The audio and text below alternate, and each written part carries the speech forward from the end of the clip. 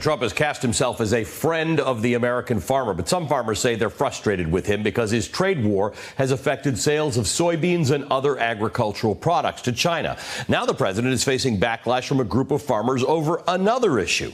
The president promised to defend the renewable fuel standard, which requires refineries to put a certain amount of biofuels, such as corn-based ethanol, into their fuels. But the Trump administration has granted waivers to 31 small refineries, some of which are owned by big oil companies. Those exemptions have reduced the demand for ethanol, and 15 ethanol plants have shut down. It's also contributed to a drop in corn prices. All of this is not sitting too well with Republican Senator Charles Grassley, who represents Iowa, the largest ethanol-producing state in the country. They screwed us when when they issued 31 waivers compared to less than 10 waivers during all the Obama years, and we thought that was bad. What's really bad isn't a waiver, it's that it's being granted to people that really aren't hardship, and that's where it ought to be identified.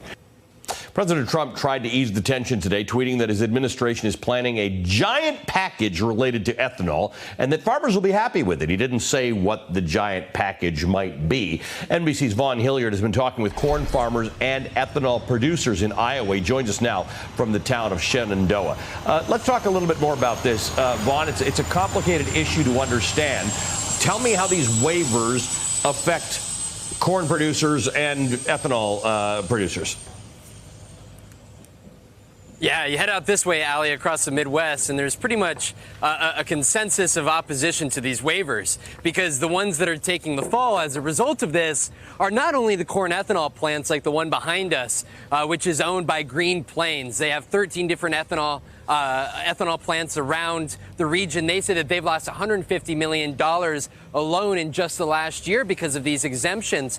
But you also look at just last week, there was an Indiana-based corn ethanol plant that shut down. Just yesterday, one up in Minnesota announced its closure because of that, the decrease in demand for the ethanol. And what you see is that ripple effect going out into the farms. We talked to one farmer yesterday, Dwayne Astrop, who told us that, look, he voted for the president back in 2016. He wants to vote for him again in 2020, believing at one point that he was there to defend the American farmer, taking on the trade battle with China, which he supported. He said, but this one makes him scratch his head because that renewable fuel standard you talked about was a campaign promise that President Trump made back in 2015 and 2016 to the agricultural industry out here in the region. I want to introduce you, though, to Todd Becker. He's the CEO of this corn ethanol plant that I was referencing. This is a little bit of what he told us in our conversation about the impact of these waivers. In the last 12 months, our company has lost over $150 million making ethanol under this EPA policy. And so that's what we're working with the administration to say, hey, this has gone too far. This is not just hurting us. So we just happen to be a corporate entity that can withstand this. But there's a lot of ethanol refineries now that are closing across the United States that are owned by farmers. Why have you guys lost money? We've lost money because, number one, our demand has been destroyed by these small refinery exemptions.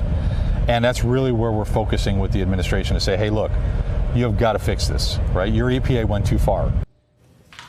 You're looking at real financial consequences here, especially in these towns of a few thousand people. When you have a corn ethanol plant closed, at this plant behind us, there's 50 folk here, and they say that there's another 400 that rely on the money that comes out of this corn ethanol plant. If you look at this, Ali, from a purely political standpoint here, this is of concern to President Trump, and that's why he tweeted this morning that he'd be coming out with, quote, a great package for those in the ethanol industry. Because if you look, it was the farmers that you could argue are his strongest base of support. Even as this trade war unfolded, they continue to say that they stood by the president. If you look at the likes of Michigan, of Minnesota, of Wisconsin, of Iowa, if the Democrats are able to even chip off some of that support from the rural parts of these states, including farmers, including those working in the agricultural industry, the president may be at risk of losing these Midwestern states. Amy Klobuchar is one Democrat, really been the most outspoken trying to take on